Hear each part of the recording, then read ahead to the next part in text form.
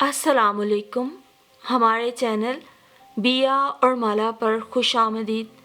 अगर आप हमारे इस चैनल पर पहली दफ़ा आए हैं या आपने अभी तक सब्सक्राइब नहीं किया तो बिया और माला को सब्सक्राइब करना ना भूलिए। चचा तारिक हमारे पड़ोस में रहते थे। पड़ोसी होने के नाते मेरे अब्बू उनका बहुत ख्याल रखते। वो बहुत करीब आदमी थे और मेहनत मजदूरी करके अपने कुंबे की कफालत कर रहे थे। उनकी 4 बेटियां और एक बेटा था जिसका नाम जुबैर था। उन दिनों हम खानेवाल में रहते थे। यहाँ मेरे अब्बू की कुछ ज़रई अराज़ी भी थी जिसकी देखभाल और पैदावार से हमारा ख़ानदान कदरे खुशहाल था। तारिक चचा हमारे रिश्तेदार नहीं थे, ताहम मेरे अब्बू उनसे भाइयों जैसा सलूक रखते थे क्योंकि बरसों पुरानी हमसायगी चली आ रही थी। और जुबैर मेरे भाई अदनान के साथ खेल के बड़ा हुआ था। दोनों की बचपन से दोस्ती थी। जुबैर जब भी हमारे घर आता तो मेरी अम्मी हमारी तरह ही देसी घी, शक्कर और पराठों से उसकी खिदमत तवाज़ो करती। वो बहुत अच्छी आदत का मालिक था, बेहद ज़हीन, सुलझा हुआ और हसास दिल रखने वाला लड़का। अपने बाप की तरह गुस्सीले मिजाज का नहीं था। अदनान भाई जब स्कूल जाते जुबैर का जी करता वो भी स्कूल जाए, लेकिन तारिक चचा उसे पढ़ाने के हक में नहीं थे। उनका कहना था कुछ पढ़ लिख गया तो दिमाग ऊंचा हो जाएगा, फिर मजदूरी नहीं कर पाएगा और नौकरी इस ज़माने में गरीब की औलाद को मिलनी तो नहीं, फिर क्या फ़ायदा स्कूल भेजने का।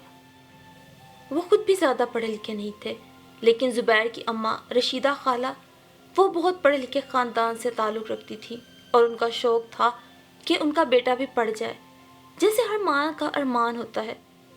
दरअसल जुबैर के एक मामू इंतहाई तालीम याफ्ता और अच्छे ओहदे पर फाइज थे, सो उसकी अम्मी का आइडियल भी अपने भाई इफ्तिखार ही थे, जिन्होंने तालीम के बलबूते पर मुआशरे में बाइज़्ज़त मुकाम हासिल किया था। तभी वो ये चाहती थी कि उनका लखते जिगर अपने बाप की बजाय अपने मामू के नक्शे कदम पर चल के अपनी मंजिल पा ले और सारे कुंबे को गुर्बत के जानलेवा अंधेरों से बाहर खींच ले। खाला सिलाई कढ़ाई करके शोहर का मुआशी सहारा बनी हुई थी ताकि वो अपने बेटे को स्कूल भेजने पर किसी तौर अपने शोहर को राज़ी कर सके। बिलाखिर जुबैर के वालिद मेरे अब्बू के ही समझाने पर उसे स्कूल भेजने पर राज़ी हुए।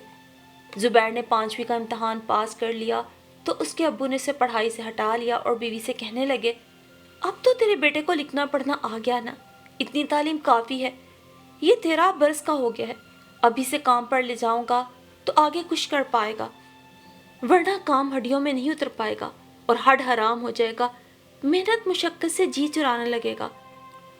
शोहर के इस फैसले पर रशीदा खाला का दिल कट के रह गया। रशीदा खाला किसी सूरत अपने बेटे का मुस्तकबिल तबाह होते नहीं देख सकती थी और यहाँ एक देहाती औरत के लिए शोहर के सामने ज़ुबान खोलना भी कठिन मरहला था। तभी वो मेरे अब्बू के पास आई, कहा कि भाई साहिब मेरे भाई को एक ख़त लिख दो। इस ख़त में उन्होंने बड़ी मिन्नत समाजित की थी कि इफ्तिखार ही अपने भांजे को अपने पास बुलाकर किसी स्कूल में दाखिल करवा दे ताकि वो सुनहरी ख्वाब जो उसकी आंखों में अपने बेटे के लिए सजे हैं और उसकी गुर्बत के बाइस उनका तकमील तक पहुंचाना मुश्किल नहीं, उनका इस तरह गुर्बत की छुरी से कत्ल ना हो। खत की इबारत में आंसुओं की नमी भी घुली हुई थी। अब्बा ने रशीदा खाला के भाई को खत लिख दिया। जो इबारत उन्होंने लिखवाई सब तहरीर करके पोस्ट कर दिया। इफ्तिखार के दिल पर बहन की इल्तिजा का गहरा असर हुआ और वो शख्स खत मिलते ही हैदराबाद से खानेवाल अपने भांजे को लेने आ गया। अपनी खुशियों में मगन रहने वाले भाई ने जब दुखियारी बहन के घर के गुर्बत और दर्दनाक मनाजिर देखे तो लर्ज़ के रह गया। उसे ख्याल आया कि एक मुद्दत बहन की तरफ से गाफिल रहकर उसकी कितनी हक तलफी की है। यहाँ तो फाकों का राज था, फिर बहनोई बेटे को क्यों कर पढ़ाता।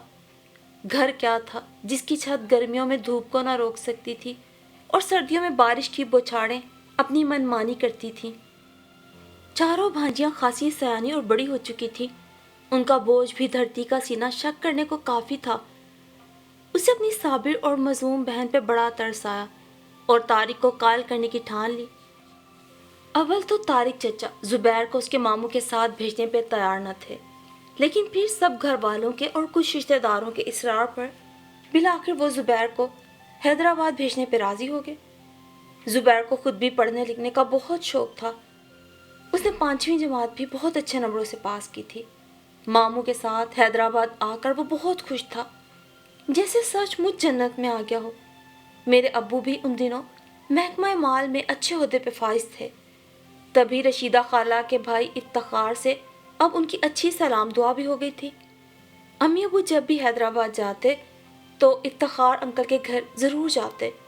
ان لوگوں کو رشیدہ خالہ کے دیگر گوں حالات کا دکھ تھا اور اب افتخار انکل ان کی مالی مدد کرنے لگے تھے. طارق چچا غریب ضرور تھے مگر کبھی بھی اپنی غربت کا ڈھنڈورا نہیں پیٹتے تھے. مالی مشکلات کے باوجود خاصے خود سر اور خوددار تھے. وہ کبھی بھی افتخار انکل کے در پہ نہیں گئے تھے، نہ ہی ان سے کسی قسم کا رابطہ رکھتے تھے. چچا کی ایسی ہی سرشت تھی کہ وہ اپنے سے بہتر مالی پوزیشن والے رشتہ داروں سے گھلتے ملتے نہ تھے، بلکہ ان کے در پہ جانے میں اپنی بے عزتی محسوس کرتے تھے. زبیر کی ممانی بھی بہت اچھی خاتون تھیں. وہ تعلیم یافتہ تھیں، اس لیے تعلیم کی قدر جانتی تھیں. کوئی تنگ دل عورت نہ تھی. انہوں نے پہلے ہی دن زبیر کو قبول کر لیا. اسے اپنے ماموں کے گھر کوئی تکلیف نہ تھی. اس کی ممانی اس کی ہر ضرورت کا خیال رکھتی تھی. جب سے زبیر ان کے گھر آیا تھا وہ میاں بیوی اس کے قدموں کو مبارک سمجھنے لگے تھے کہ 12 سال کے بعد انہیں اولاد کی خوشی ملنے والی تھی. وہ جتنا جیب خرچ چاہتا اس کی ممانی اسے دے دیتی اور بالکل ماں جیسا پیار کرتی تھی. اس قدر چاہت اور پرسکون ماحول نے زبیر کی شخصیت پر خوشگوار اثر ڈالا اور اس کی ذہانت چمک اٹھی. اب وہ اسکول کا سب سے اچھا طالب علم تھا. ہر امتحان میں پوزیشن لیتا، کھیلوں میں آگے آگے رہتا. اس کی محنت اور ذہانت سے ہر استاد خوش تھا. وہ ہر ایک کا چہیتا بن چکا تھا. اب وہ غربت کی ذلت میں نہیں رہتا تھا، ایک خوشحال گھرانے میں جی رہا تھا. گاڑی پر اسکول آتا جاتا، نوکر اس کی خدمت پر مامور تھا، لہٰذا خود اعتمادی کی دولت سے مالا مال ہو گیا تھا. ہنسمکھ اور خوش مزاج تھا. صرف ایک بات تھی کہ جب بھی اسکول میں کوئی دوست اس کے والد کے بارے میں سوال کرتا تو جانے کیوں وہ اداس ہو جاتا اور بات کو ٹال جاتا. بس یوں وقت گزرتا رہا اور اس نے 8ویں جماعت پاس کر لی. عدنان بھائی نے آرٹس کے مضامین لیے جبکہ زبیر نے اپنے لیے سائنس کو چنا. اس دوران چند دن کی چھٹیوں پر وہ خانے وال آیا اور پھر جلد لوٹ گیا. اسے ڈر تھا اس کے والد کہیں اسے روک نہ لیں اور تعلیم کا سلسلہ ٹوٹ نہ جائے. میٹرک کے امتحان میں زبیر نے فرسٹ پوزیشن لی. اس دوران اس کی ماں بھی بیٹے سے ملنے کئی بار حیدرآباد گئیں مگر زبیر ایک بار بھی گھر نہ آیا. چھٹیوں میں اس کے ماموں کہتے کہ اپنے بابا سے مل لو مگر وہ انکار کر دیتا اور ٹال مٹول سے کام لیتا. ماں صبر سے واپس لوٹ جاتی کہ اس کو تو خود بیٹے کی خوشی اور اس کا اچھا مستقبل عزیز تھا. وہ نہیں چاہتی تھی کہ واپس آ کر پھر سے زبیر انہی الجھنوں میں الجھ جائے جس سے اس نے اسے دور کیا تھا. پھر اس نے کالج میں داخلہ لے لیا. کالج میں وہ ہاکی کا بہترین کھلاڑی منتخب ہوا تو اس کا مزاج کچھ بدل گیا. اب وہ بڑے بڑے امیروں کے لڑکوں سے دوستی رکھتا تھا. رہن سہن، شکل و صورت سے وہ خود کسی امیر زادے سے کم نہ تھا. اس کے ماموں کے پاس پیسے کی کمی نہ تھی. وہ اس کی جیب میں اکثر و بیشتر کالج جانے کے لیے پیسے ڈالتے رہتے جس سے اس میں زیادہ اعتماد ہوتا اور وہ زیادہ سوشل رہتا. اس کے ماموں بھی یہی چاہتے تھے. لڑکا ہے، گھر سے باہر نکلتا ہے، کالج میں 4 اچھے لڑکوں میں اٹھنا بیٹھنا ہوگا، یقیناً کچھ نہ کچھ پیسے ہر وقت اس کی جیب میں رہنے چاہیے ورنہ لڑکوں میں خود اعتمادی نہیں رہتی. انہی دنوں میرے ابو کا ایکسیڈنٹ ہو گیا. بھائی کو تعلیم چھوڑ کے گھر سنبھالنا پڑا. انہوں نے اپنے چچا زاد کے ساتھ کاروبار میں شرکت کی اور ادھر مصروف ہو گئے کہ زبیر سے بھی ملنے نہ جا سکے. ایک روز بھائی کو کاروبار کے سلسلے میں حیدرآباد جانا پڑا. تب وہ زبیر کے ماموں کے گھر گئے. پتہ چلا کہ کالج ٹرپ پر گیا ہوا ہے. ایک کلاس فیلو سے بھائی نے ملاقات کی تو اس نے بتایا کہ زبیر تو 1 ماہ سے کالج سے غائب ہے. 1 ماہ بعد کالج والوں نے اس کے ماموں سے رابطہ کیا. ماموں نے کہہ دیا کہ وہ بیمار ہے اور خانے وال گیا ہوا ہے، لیکن مسئلہ کچھ اور تھا. دراصل یہ لڑکا زبیر سے قدورت رکھتا تھا. قصہ یوں تھا کہ کالج کا ایک لڑکا ابرار جس کے عزیز خانے وال میں تھے اور اس کے ان عزیزوں کا گھر بھی ہمارے ہی محلے میں تھا، جب یہ لڑکا اپنے عزیزوں کے گھر آیا تو طارق چچا اس سے جا کر ملے اور اپنے بیٹے کی خیر خیریت دریافت کی۔ یہ بھی پوچھا کہ زبیر چھٹیوں میں بھی گھر نہیں آیا، کیا بہت پڑھ رہا ہے یا پڑھائی سے پہلے ہی بڑا آدمی بن گیا ہے؟ مجھ سے تو پہلے ہی دوری رکھتا تھا، ماموں کے گھر جا کر تو بالکل ہی میرے ہاتھ سے نکل گیا۔ طارق چچا کی ایسی باتیں سن کر اس لڑکے کے دل میں چھپی دشمنی بھی اسے نکالنے کا موقع ملا۔ دراصل وہ بھی ہاکی کا کھلاڑی تھا، مگر اچھا نہ کھیلنے کی وجہ سے اسے ٹیم سے الگ کر دیا گیا تھا۔ تب سے اس کے دل میں زبیر کے لیے حسد اور مقابلہ پیدا ہو گیا تھا۔ اب جو موقع ملا تو طارق چچا کے خوب کان بھرے کہ آپ کا بیٹا کوئی پڑھائی نہیں کرتا، عیش کر رہا ہے عیش۔ ماموں کا کیا ہے، ان کا اپنا بیٹا تو ہے نہیں، وہ جو زبیر کا جی چاہتا ہے کرتا ہے۔ اور آپ کو پتا ہے آج کل آپ کا بیٹا پڑھائی چھوڑ کے کھیلوں میں گھس گیا ہے، بھلے اول آ رہا ہے لیکن یہ کوئی مستقبل تو نہ ہوا۔ بڑا اچھا کھلاڑی ہے مگر پڑھائی کا کچھ نہیں۔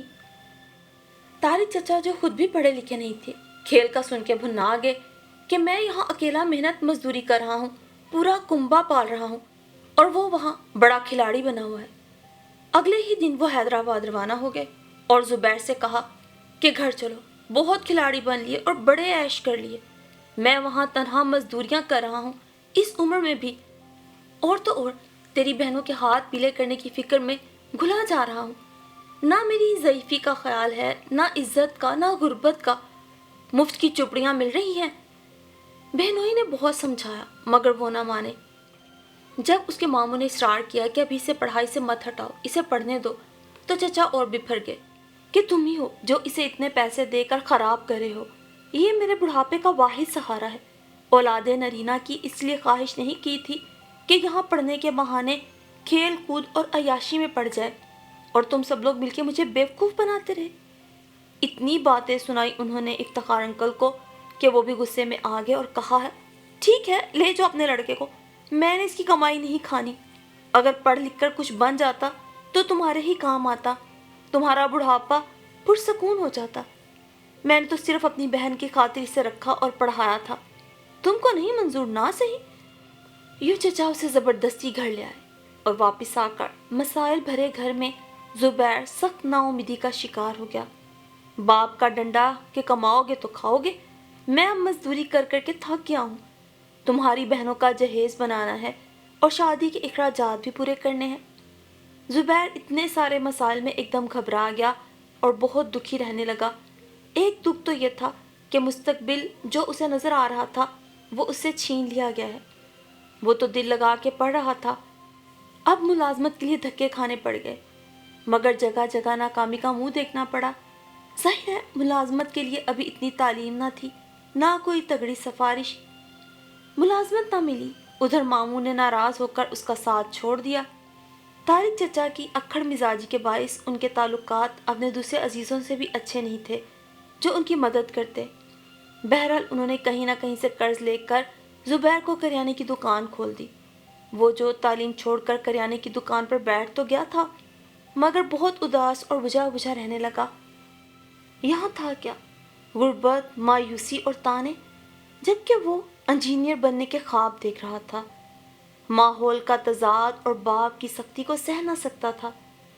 باپ نے دکان کھول کر دے دی اور یہ بھی کہہ دیا کہ تم کماؤ ہم کھائیں گے، ہم نے پوری زندگی بہت محنت کر لی اور تم نے بہت عیش کر لیے، ایسی پڑھائی کہ 2 ٹکے کی نوکری تک نہ ملی کس کام کی ہے۔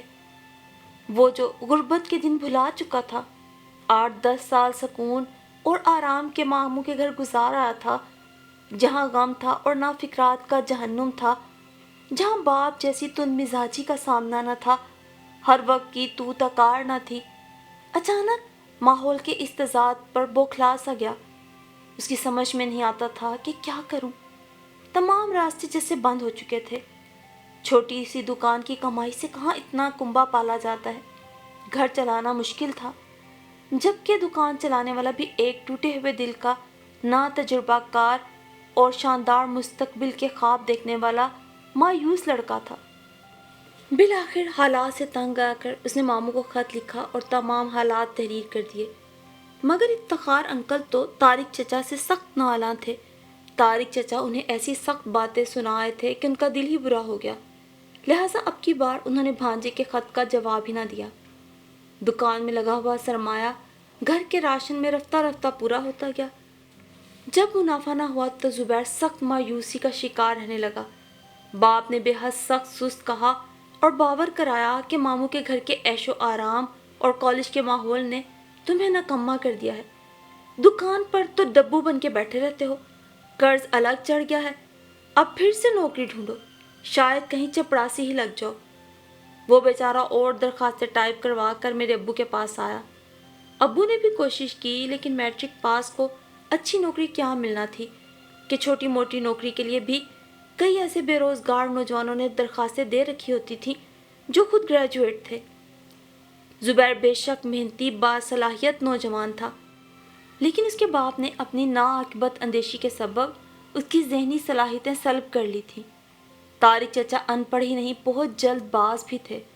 تھوڑا سا صبر کے ساتھ انتظار کر لیتے اور زبیر کو تعلیم مکمل کر لینے دیتے تو باہر نکل کر اسے کسی نہ کسی جگہ نہیں تو اسی مل میں اچھی ملازمت پر لگا سکتے تھے جہاں وہ خود کام کرتے تھے۔ مگر ان جیسے ضدی لوگوں کو کون سمجھا سکتا ہے؟ بے شک ان کی مالی مشکلات تھیں، مگر انہوں نے یہ نہیں سوچا کہ ان کے اکلوتے بیٹے کی تعلیم کا خرچہ کوئی دوسرا برداشت کر رہا ہے اور لڑکا حیدرآباد کے بہترین تعلیمی ادارے میں تعلیم پا رہا ہے۔ رہنے کھانے پینے کے علاوہ جیب خرچہ اور اچھے لباس کی سہولیات بھی ماموں نے اپنی ذمہ لے لی تھی۔ تب ان کو کچھ تو صبر و حوصلہ کرنا چاہیے تھا۔ ماں بیچاری فریاد کرتی رہ گئی اور زبیر کی تو اب یہ حالت تھی کہ جب بھی گھر میں گھستا باپ کی تلخ باتیں پگھلے ہوئے شیشے کی طرح کانوں میں پڑتی۔ باپ کی تلخ باتوں نے اسے اتنا دل برداشتہ کر دیا کہ وہ اپنے کمرے میں جا کر گھنٹوں روتا رہتا۔ زبیر ان دنوں بہت پریشان رہنے لگا تھا، راتوں کو بھی نہ سوتا بلکہ فکر و غم میں روتا ہی رہتا۔ اس کا غم دیکھ کر اس کی بڑی بہن بھی بیمار رہنے لگی، اور تو اور اس کا رشتہ بھی اس لیے ٹوٹ گیا کہ دینے کو جہیز نہ تھا۔ لیکن ان باتوں کا ذمہ دار زبیر تو نہ تھا کہ ہر مصیبت اور بدقسمتی کا اسی کو ذمہ دار ٹھہرا دیا جاتا تھا۔